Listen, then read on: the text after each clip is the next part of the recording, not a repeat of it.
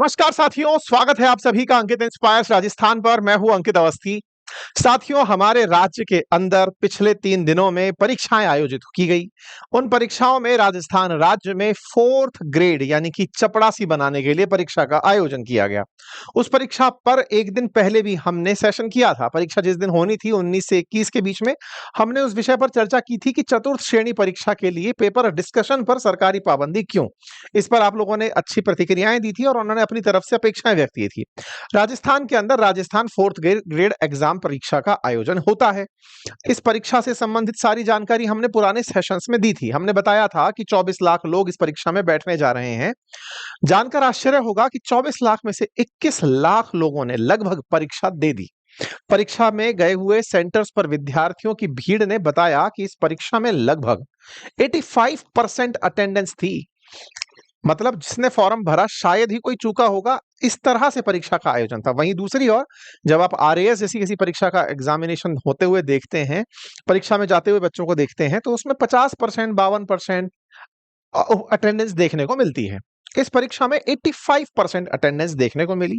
Centres पर जो भीड़ है वो जता रही है कि हमारे देश, हमारे राज्य में चपड़ासी बनने के लिए लोग कितनी मशक्कत कर रहे हैं। ग्रेड 4 में भर्ती होने के लिए ये जो लोग आपको दिखाई दे रहे हैं, ये हमारे राज्य के वो युवा हैं जो कहीं ना कहीं बेरोजगारी से इतने पीड़ित हैं कि उन्हें रोजगार के नाम पर चतुर्थ श्रेणी परीक्षा में बैठकर रोजगार पाना बेहतर विकल्प लगा। अब यहां से जब मैंने इतनी सारी टिप्पणी कर दी तो यहां से बहुत बड़ा सवाल निकल कर आता है। पहले उसी को सॉल्व कर लेते हैं, फिर इस सेशन के अंदर आगे बढ़ेंगे। क्योंकि अब तक आप में से बहुत सारे लोग, क्योंकि लाखों लोग परीक्षा देने गए हैं, उनका स्वाभिमान हर्ट हो चुका होगा। हर्ट इस बात पर कि क्या आपके लिए 4th ग्रेड परीक्षा, 4th ग्रेड कर्मचारी कर्मचारी नहीं होता? क्या उसकी कोई आत्मसम्मान नहीं होता? क्या उसका सोशल प्रेस्टीज नहीं होता? सब कुछ सही है। तो मैं पहले आपको अपनी तरफ से एक डिक्लेरेशन दे देता हूं, और वो ये कि मुझे कोई भी काम छोटा नहीं लगता। कोई भी काम छोटा नहीं लगता से मतलब है कि हम जिस समाज में रहते हैं वहां सभी काम महत्वपूर्ण हैं। मैं उस विचारधारा में बिलीव करता हूं जो गांधी जी की है। वो कहते हैं कि काम कोई छोटा नहीं। समाज में कोई भी व्यक्ति जिस भी कार्य में लीन है, उसके कार्य की वजह से समाज पूरी सुसंगत तरीके से चल रहा है। इसमें कोई आर्ग्यूमेंट नहीं। आर्ग्यूमेंट किस बात पर है? आर्ग्यूमेंट है कि आपकी जो योग्यता है, क्या वो उस पद के प्रति जस्टिफाइड है? अगर आप उस योग्यता के साथ उस पद के साथ अ, न्याय कर रहे हैं तो आप निश्चित करिए। क्योंकि इस परीक्षा के लिए जो योग्यता रखी गई थी वो 10th पास थी।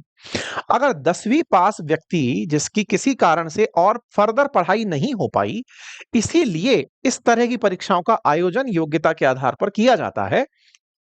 कई बार हमारे समाज के बहुत से ऐसे व्यक्ति होते हैं जो किसी कारणवश अपनी पढ़ाई में ग्रेजुएशन, पोस्ट ग्रेजुएशन किसी अच्छे कॉलेज से नहीं कर पाते, क्योंकि उनकी आर्थिक स्थिति और उनकी योग्यता अनुरूप नहीं होती। लेकिन आपने जो पढ़ाई कर रखी है, अगर वो आपको ग्रेजुएशन लेवल पर, पोस्ट ग्रेजुएशन लेवल पर और तो और रिसर्च लेवल पर योग्य बनाती है, तो ऐसे में आप अपने इस पद के लिए जिसकी परीक्षा देने में उपस्थित थे, आप ओवर क्वालिफाइड थे। अब आप सवाल करेंगे कि सर अगर ओवर क्वालिफाइड भी थे तो बुराई क्या है? यहां पैसा बहुत मिल रहा है। आज आपको ये भीड़ दिख रही है ट्रेन के आगे, ये जो लाइन लगाकर युवा खड़े हैं, जो कि राज्य के अंदर 53,000 के आसपास जो पद निकले हैं उन पर अप्लाई करने के लिए परीक्षा केंद्रों पर जाते हुए दिखाई दे रहे हैं। ये लोग कहीं ना कहीं बहुत बड़ा प्रश्न चीख चिल्ला करके समाज के सामने कह रहे हैं, सरकार के सामने कह रहे हैं, हमारी राज्य की व्यवस्था के सामने उठा रहे हैं। कैसे? आप इन हेडलाइंस को पढ़िए। चपड़ासी बनने के लिए किसी व्यक्ति ने एमबीए किया हुआ है या एमएससी किया हुआ है, उसके बावजूद वो चपड़ासी की परीक्षा देने पहुंचा है। बोर्ड के अध्यक्ष कहते हैं कि जिन्होंने आरएएस की प्री परीक्षा पास कर रखी है वो चपड़ासी बनने आए हैं। कोई पटवारी की तैयारी कर रहा है, वो 4th ग्रेड का एग्जाम देने आया है। लगभग ऐसे इतने दावेदार थे कि एक पद पर 46 लोगों ने दावेदारी पेश की थी। कुछ लोगों ने अपनी अपनी तरह से कारण बताए कि वो किस तरह से यहां पर परीक्षा देने पहुंचे हैं। डेटा बताता है कि 75% इस परीक्षा में उपस्थित हुए लोग ओवर क्वालिफाइड थे। अब आप चपरासी की बात कर रहे हैं, आप सफाई कर्मचारी की विज्ञप्ति उठाकर देख लें, आप पशु परिचर की उठा करके देख लें, वहां पर योग्यता भले ही 10th पास की है। ऐसे ही आप रेलवे की डी ग्रेड की भर्ती उठा करके देख लें, ग्रुप डी की भर्ती उठाकर देख लें, आप ये पाएंगे, क्योंकि इस देश में इन विषयों पर चर्चा करने वाले लोग अक्सर अपना दुश्मन लोगों को बना लेते हैं। मैं आपके सामने इस तरह का विमर्श कर रहा हूं तो हो सकता है कि एक ऐसी ऑडियंस हो जो इन परीक्षाओं में बैठी हो, उसके अंदर इस बात से बड़ा कुठाराघात फील हो कि अरे सर आप ऐसी बातें कर रहे हैं, हम आपको आज से नहीं सुनेंगे। कोई बात नहीं, अगर आप नहीं भी सुनेंगे और मेरे कहने से अगर आपके अंदर ये थॉट प्रोसेस विकसित होता है कि मैं अपने आप को कितनी रेस्पेक्ट दे रहा हूं, लोग मुझे उतनी ही रेस्पेक्ट देंगे, अगर आपका आत्मसम्मान मेरे किसी बयान से जाग उठता है तो मेरा काम सफल हो गया। अल्टीमेटली चैनल का नाम ही अंकित इंस्पायर्स राजस्थान है। मेरे किसी बयान से अगर आपको थोड़ा भी आहत होकर के ये इंस्पिरेशन मिले कि यार भूखे रह लेंगे लेकिन कम से कम योग्यता अनुरूप कार्य करेंगे, मेरी योग्यता मुझे कहती है कि मैं रिसर्च करूं, मेरी योग्यता मुझे कहती है कि मैं जो मैंने पढ़ा है उसके अनुरूप कार्य करूं, अगर मैं उसके अनुरूप कार्य नहीं कर पा रहा हूं तो कम से कम मतलब कहीं ना कहीं मैं गलती कर रहा हूं, है ना। तो यहां पर चतुर्थ श्रेणी परीक्षा के लिए बीटेक और एमबीए डिग्री धारक पहुंचते हैं, ऐसी खबरें निकल कर आती हैं। राजस्थान के अंदर चतुर्थ श्रेणी भर्ती परीक्षा 20 साल बाद आयोजित हुई। 53,749 पदों पर 24,75,000 उम्मीदवारों ने आवेदन किया। और तो और सबसे अधिक मतलब ये जो आवेदन थे इनमें से सबसे अधिक 22,549 पद शिक्षा विभाग के हैं, यानी कि ये आने वाले जो लोग हैं ये अलग अलग विभागों में नौकरी करेंगे। हालांकि हमने इस विज्ञप्ति के बारे में सारी जानकारी अपनी वेबसाइट अपनी पाठशाला पर समय समय पर उपलब्ध कराई है। इसके फॉर्म के बारे में, रिक्तियों के बारे में आप अपनी आदत में ये शुमार कर सकते हैं। जब भी कोई वैकेंसी वगैरह चेक करनी हो आप हमारी वेबसाइट अपनी पाठशाला को सर्च कर सकते हैं, जहां पर आपको ये सारी जानकारी मिल जाएंगी। खैर एनीवे, तो फिलहाल के लिए पॉइंट जो हमारा डिस्कशन का है वो केवल इतना कि इस परीक्षा में 21.17 लाख बच्चे बैठे, एक पद पर 39 लोगों के बीच में मुकाबला हुआ। परीक्षा में जो अटेंडेंस थी वो औसत 85.9% के रही। विभिन्न जिलों के अंदर 38 जिलों में परीक्षा का आयोजन हुआ था। औसत 80 से ऊपर % बच्चे जो हैं वो अटेंडेंस में हाजिर थे। एक जगह सेंटर पर ये जरूर बात निकल करके आई कि जो परीक्षा के अंदर इन्विजिलेटर बैठा हुआ था, प्राइवेट सेंटर था, इन्विजिलेटर था, वो अगली शिफ्ट में वो भी पेपर दे रहा था। इस तरह के कुछ मामले निकल करके आए। अखबारों ने कुछ ऐसे इंटरव्यू प्रकाशित किए जिसमें बताया गया कि कोई बच्चा किसी तरह की डिग्री धारण करके है वो परीक्षा देने आया है। एक बच्चा बता रहा है वो जूनियर इंजीनियरिंग में चयनित हो चुका था लेकिन नियुक्ति नहीं आई तो परीक्षा देने चला आया। ऐसे ही कोई बच्चा बता रहा है कि उसने आईटीआई की, उसके बाद पॉलिटेक्निक डिप्लोमा लिया लेकिन ढंग की नौकरी नहीं मिली तो वो चपरासी की परीक्षा देने चला आया। एक बच्चा अपनी कहानी बताते हुए कहता है कि भाई मैं क्या करूं, मैं एमए बीएड हूं लेकिन बेरोजगार हूं, ऐसे में मजदूरी से काम चलता नहीं है तो चपरासी बनना विकल्प प्रस्तुत किया। हमने निजता के लिए हमने इनके सबके चेहरे छुपा दिए हैं। फिलहाल के लिए ये सब चर्चा इसीलिए है, 4 साल से कोई बच्चा बेरोजगार है, उसने कहा कि मैं इसलिए ये सब काम कर रहा हूं। ऐसे ही एक एग्जाम सेंटर पर कोई बच्चा मिला जो कि सीकर से आया हुआ था, वो कह रहा है मैंने बीएड किया हुआ है, केमिस्ट्री से एमएससी हूं लेकिन चपरासी बनने चला आया हूं, क्योंकि उसे लगता है कि उसका पेट नहीं भरण पोषण नहीं हो पा रहा है।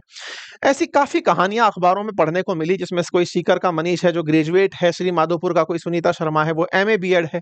हद तो तब हो गई जब इस तरह से मतलब अच्छे कॉम्पिटिटिव एग्जाम जिनसे प्रशासनिक पद हासिल किए जाते हैं उनकी तैयारी करने वाले विद्यार्थी चपरासी के अंदर पहुंच गए।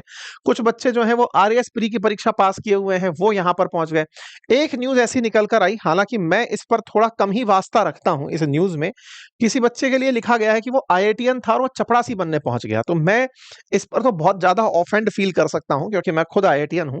और ऐसे में इस परीक्षा में मतलब इस न्यूज में चूंकि कहीं ये जानकारी नहीं थी वो बच्चा कौन था, कहां से था, तो ये केवल और केवल एक न्यूज थी, तो इस पर मैं अभी प्रतिक्रिया नहीं दे रहा हूं। लेकिन ये खबर जब मुझे मिली तो मैं सरप्राइज जरूर था, क्योंकि इसके अंदर लिखा जो गया था वो ये था कि मतलब वो चपरासी बनने चला आया, उसने आईआईटी से पढ़ाई की हुई है, हो सकता है कि वो आईटीआई को आईआईटी लिख दिया हो, मतलब उस तरह की फीलिंग है मुझे।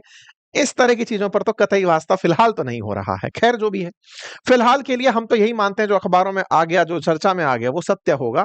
और कुल मिलाकर के 75% बच्चे अगर BTech, BCom, BA, MBA, MSc इस तरह की डिग्री लेकर के परीक्षा देने पहुंचे तो निश्चित ही ये अपने आप में बहुत सारे सवाल खड़े करता है, जिस पर लोगों ने खूब रील बना बना करके डाली, लोगों ने खूब मजे लिए, लोगों ने खूब सोशल मीडिया पर इन बातों को उठाया कि बताइए आईआईटी जैसे संस्थानों से लोग निकल करके चपरासी बनने के लिए चले आ रहे हैं।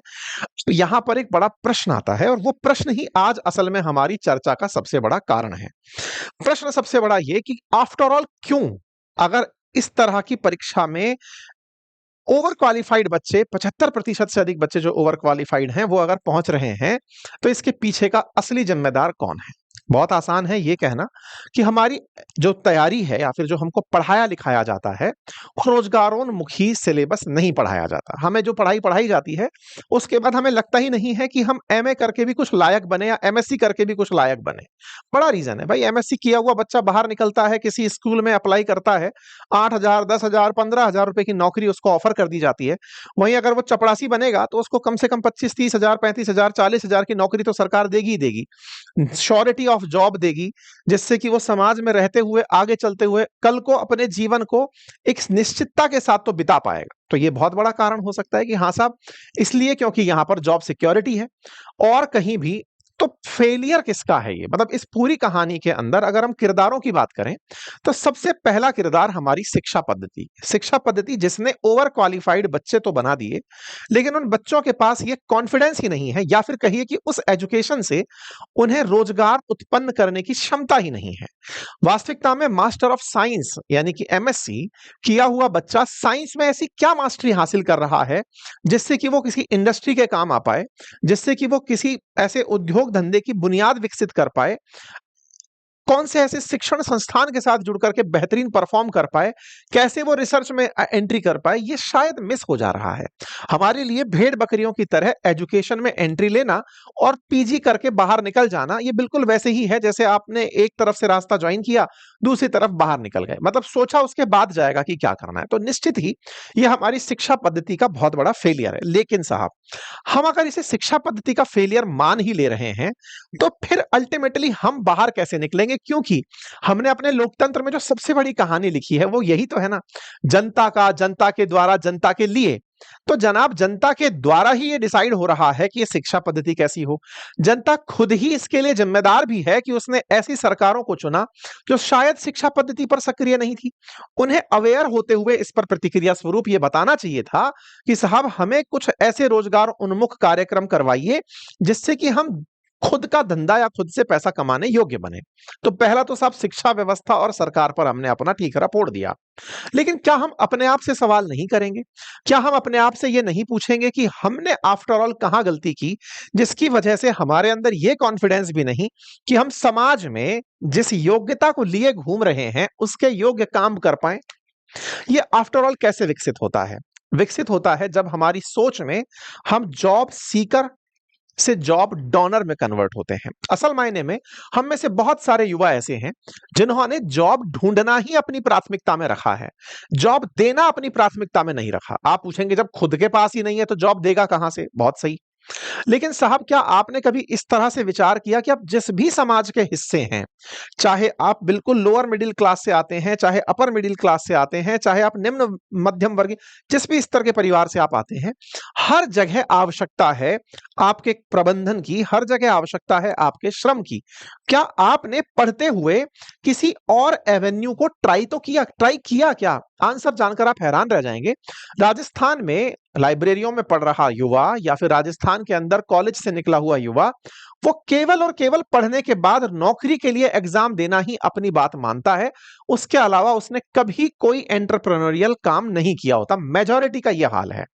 मैं जितने भी छात्रों के बीच रहा हूं, चूंकि खुद छात्र रहा हूं, मैंने ये ऑब्जर्व किया कि उन्हें इंतजार है कि सरकार उन्हें नौकरी दे देगी, और जिन्हें इंतजार नहीं है वो राज्य छोड़ के माइग्रेट कर जाते हैं, चाहे वो गल्फ कंट्रीज में चले जाएं या फिर वो महाराष्ट्र में, गुजरात में, कहीं भी वो जाकर के नौकरी या रोजगार करने चले जाते हैं। हमारे राज्य में रह गया जो युवा है वो इस भरोसे है कि उसे सरकारी नौकरी मिलेगी, और इस चक्कर में 40-40 साल तक की उम्र तक वो बढ़िया से परीक्षा की तैयारी कर रहा होता है। फेल पास सब सेकेंडरी, उसे तो केवल तैयारी करना है, सरकार उसको बिठाए या तो सरकार ही बाहर करते। और हमारी सरकार आज तक तो बढ़ाते बढ़ाते 40 साल तो ओवर एज की लिमिट रखी दी है, और किसी ना किसी तरह से कंपनसेट करके 45-50 भी ले ही जाएगी। यानी पूरा जीवन आपने क्या किया? तो बोले साहब मैंने तैयारी की। अच्छा सर, आप ये बातें कर तो रहे हो, ऑप्शंस क्या हैं हमारे पास?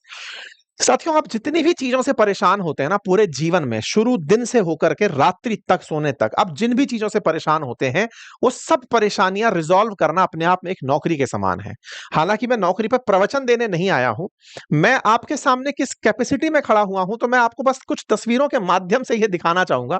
ये शायद आप पहचाने मुझे, ये मैं ही हूं। ये जो सितारे लगे हुए, अशोक स्तंभ लगे हुए दिख रहे हैं, ये मैं ही हूं आपके सामने। मैं राजस्थान प्रशासनिक सेवाओं में था।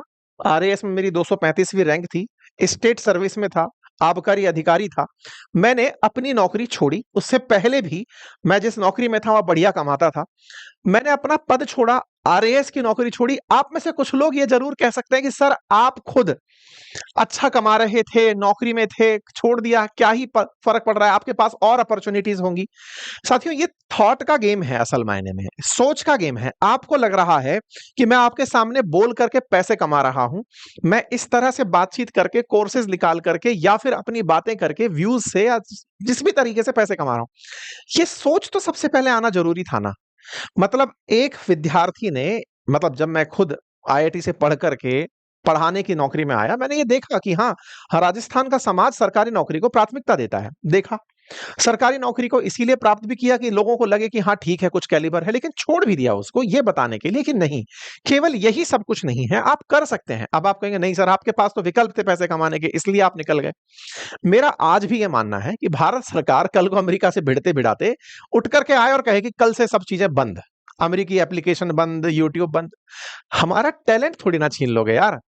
आपके पास में खुद के प्रति यह विश्वास कि मैं अपनी बातें रखना जानता हूं, या मैं अपनी किसी भी कला से, या फिर मैं अपने किसी भी कार्यक्रम से, मैं अपने किसी भी प्रबंधन से अपनी आजीविका लायक चीजें कर सकता हूं, बस ये विश्वास ही तो पैदा करना है।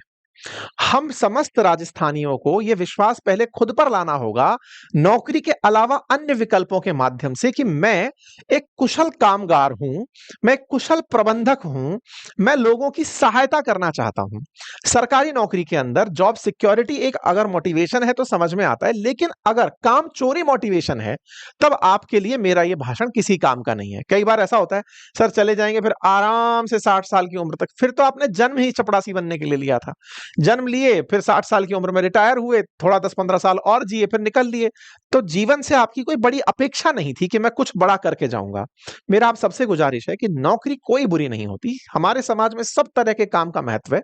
रिक्वेस्ट आप सबसे बस इतनी रहेगी कि आप अपनी योग्यता अनुरूप सरकारी नौकरी के अंदर अगर आप अपने आप को योग्य नहीं पाते, समस्याएं ढूंढिए सुबह से लेकर रात तक। समाज में किसी भी व्यक्ति, अगर आपको निकलते ही बाहर कचरा भी एक समस्या बन के दिखता है ना, कि यार घर पे कचरा पड़ा हुआ है, कोई बात नहीं, आप एग्रीगेटर बनिए ना। आप उठिए, दिमाग लगाइए कि मैं कैसे इस पूरे शहर को कचरा मुक्त कर सकता हूं। आज बहुत से लोग ऐसे हैं जो नौकरी पेशा हैं, जिनके दिमाग में ये आता है कि यार उनके घर का सही से कचरा नहीं उठता है। आप कहेंगे सर आप तो सफाई कर्मचारी बनने की बात कर रहे हैं। मैं आपसे केवल इतनी सी बात कर रहा हूं कि आप इतना बड़ा एक ग्रुप बना लीजिए, व्हाट्सएप ग्रुप, कि जिसके ऊपर 250-500 लोग ऐसे जुड़े हों जो आपसे केवल ये कहें कि भाई मैं आपको यहां मैसेज करूं, यहां से सफाई हो जानी चाहिए। आपने 4 आदमी अपने नीचे रखे, आपने केवल जॉब क्रिएटर की नजर से देखना शुरू किया कि मैं अपने साथ में 4 आदमी रखूंगा, गांव से लेकर आऊंगा, कहीं बाहर से लेकर आऊंगा, उनको तैयार इसलिए रखूंगा जैसे ही व्हाट्सएप पर मैसेज आए वो कचरा उठाएंगे और डंप करके चले आएंगे। आप केवल एक व्हाट्सएप ग्रुप से, और व्हाट्सएप ग्रुप बनाने के लिए भी कोई बहुत बड़ा रॉकेट साइंस नहीं है। आप जिस कॉलोनी में रहते हैं वहां पर आपको ऐसे लोग मिल जाएंगे जो शुरुआत में आपको 100 रुपए, 50 रुपए, 200 रुपए महीने का देने के लिए तैयार होंगे, कि जब मैसेज करो ये तुरंत आ जाते हैं। आप घर से कचरा उठाने का, मैं बोल रहा हूं सुबह सुबह जो गाड़ी वाला आया घर घर से कचरा निकाल का जो गाना बजता है ना, उस काम के लिए भी लोग काम काम वाला चाहते हैं। सोच तो हमारे दिमाग में होनी चाहिए। फिर ये कचरा जो जा रहा है, इसका प्रबंधन अपने आप में एक बड़ी चीज है। फिर तो आप कहेंगे सर आपने मोदी जी की तरह बात कर दी कि पकौड़ी बेच करके काम कर लो। बात ये नहीं है, ये मैंने एक उदाहरण प्रस्तुत किया। आपको लगता है चाय बेचने से अगर काम हो सकता है? दुनिया भर में चाय बनाने वाली कंपनियां मिलियन डॉलर कंपनियां बन गई भाई, चाय बेचने वाली कंपनियां कंपनियां बन गई। हमारे देश ने ना जाने कितने सारे ब्रांड चाय के ऊपर देख लिए। सुबह से लेकर के रात तक आपको जो परेशानी दिखती है वो समाधान साथ लेकर आती है, आप उसके समाधान करता है। मेरी गुजारिश आपसे केवल इतनी है, आप सामने उपस्थित केवल विकल्पों को ध्यान से देखिए, आप स्वतः ही जान जाएंगे कि यहां पर सब जगह जरूरत है काम करने वालों की। हाँ, लेकिन अगर आप आलसी हैं तो किसी तरह के, आप ना खुद के काम के ना समाज के काम के, लेकिन आप वाकई में पैसा कमाना चाहते हैं तो इस देश में बहुत अपॉर्चुनिटीज हैं। जरूरत है लोगों की, मैं ईमानदारी की बात बता रहा हूं, काम करने वाले योग्य लोग उपलब्ध बाजार में नहीं हैं।